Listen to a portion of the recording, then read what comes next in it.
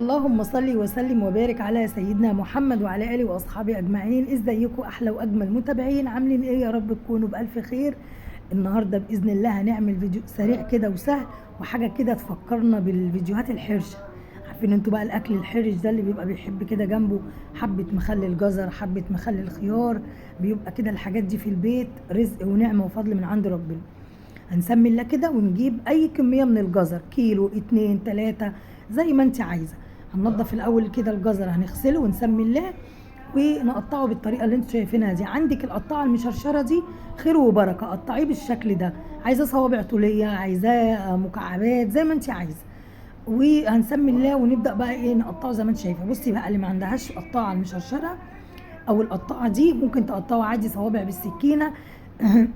زي ما بتجيبيه ان شاء الله كده من بره بيبقى حلو قوي.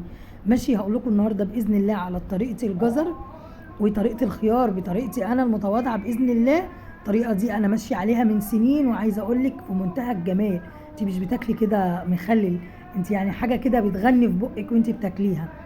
بصوا بقى زي ما انت شايفه تقطعيه بالطريقه دي، والطريقه اللي بتفضليها قطعي ايه بيها الجزر.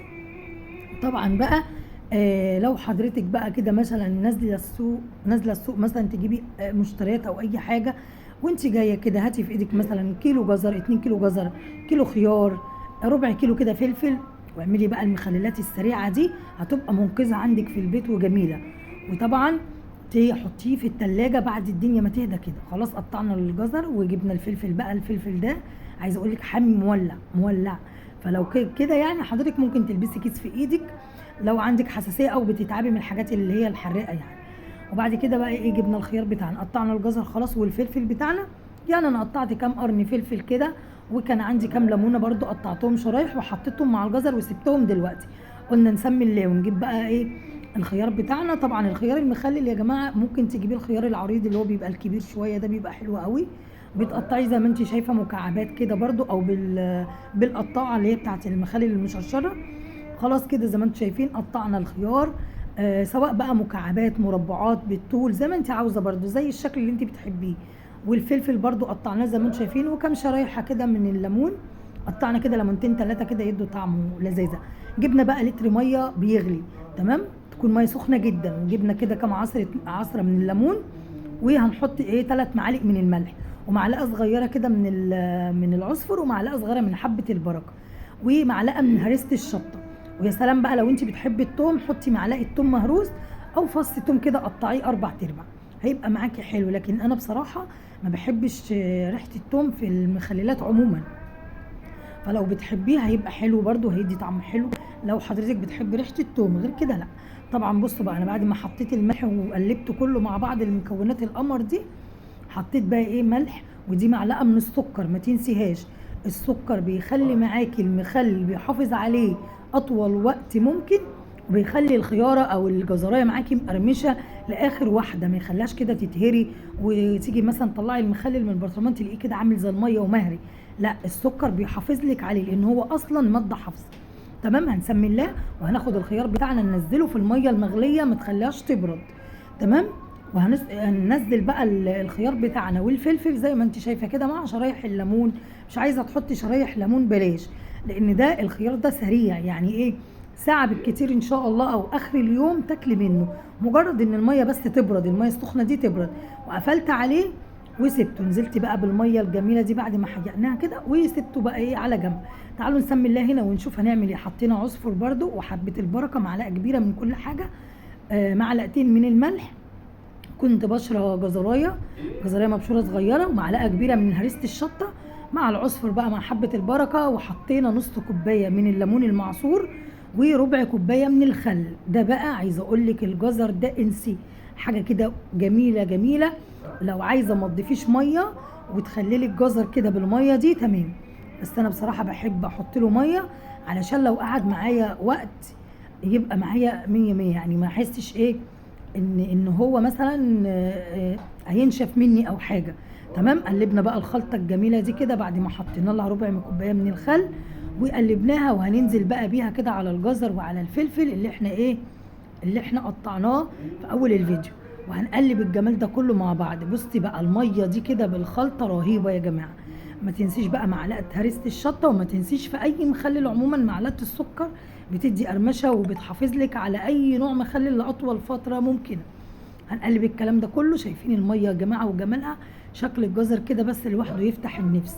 هنجيب بقى لتر ميه كوني غاليه بقى ويدفى يعني يبقى دافي. طبعا انا حطيت هنا مع حبه هريسه مع جزرايه، معلقه كده من الجزرايه المبشوره مع الميه دي، بتديها تسكيره كده وطعم وريحه حلوه جدا. انا طبعا قلبت الخيار بتاعي لان حسيت اللي تحت قرب يستوي واللي فوق لسه، فقلبته برده وقفلت عليه وركنته تاني. نرجع للجزر بتاعنا. اعملي بقى الكميات اللي انت عايزاها بقى وخزنيها عندك براحتك. عندك بقى حبة جزر كده في التلاجة مش عارفة تعملي فيهم ايه، طلعيهم واعمليهم مخلل. خلاص. وهنعبي بقى في البطرمان بتاعنا بعد ما ضفنا بقى الملح بتاعنا بقى والهريسة والعصفر وحبة البركة يا ست يا بركة يا ست الكل. وبعد كده نجيب بقى قرنين فلفل كده حامين حلوين ونفتحهم ماشي، ونحطهم كده ايه في البطرمان يدوا شكل ويدوا كده ايه، وبرده هيستووا وهيتاكلوا ويبقى زي الفل. عايزه اقول لكم يعني الوحيد اللي بيحب الفلفل اللي عندي جوزي بيحبه جدا. يعني انا لو طلت ازرعه تحت السرير هزرعه من كتر ما هو بيحبه. كل لما انزل السوق لازم اجيب فلفل يا جماعه، لازم عندي في التلاجة الحمد لله على طول. بصوا بقى عبينا بقى الجزر بتاعنا زي ما انتم شايفين في البطرمانات. انا برضو حطيت هنا معلقه ملح لاني دقت الحقيقه حسيت ان هو عايز معلقه من الملح. بصوا الميه دي يا جماعه ميه بقى فيها ليمون وخل والعصفر وحبه البركه ومعلقه من الهريسه ومعلقه من السكر، حاجه كده اللهم بارك، حاجه تحفه تعملي بيها اي مخلل وانت مغمضه. ممكن الليمون برده يبقى جميل جدا. وخلاص ميه بقى اللي عملناها لتر ميه حطينا عليه 3 معالق من الملح ودوبناهم ونزلنا بقى غطينا الجزر كله. بصوا الفقاقيع دي الهواء بيطلع من البطرمان. انا ههبط عليه شويه، ههبط عليه كده شويه لحد الفقاقيع دي ما تطلع دي الهواء، وهسيبه شويه على الرخامه وقبل ما اقفل عليه عشان عايزه الهواء ده كله يطلع، لان الهواء ده هو اللي بيخلي المخلل يفسد مني. خلاص. عايزه اقول لك البطرمانات دي صغيره وحلوه، ويعني انا بفضل البطرمانات الصغيره لانها بتتخلل بسرعه وبتخلص بسرعه، فما بيلحقش معايا المخلل انه يبوظ، وبتبقى اشيك بصراحه في التلاجة كده بيبقى شكلها مبهج كده وبتفرحني. الخيار انا حسيته كتير في العلبه الاولانيه فحطيت حبه في البطرمان الازاز دوت. عايزه اقول لكم جميل جميل يا جماعه جربوه.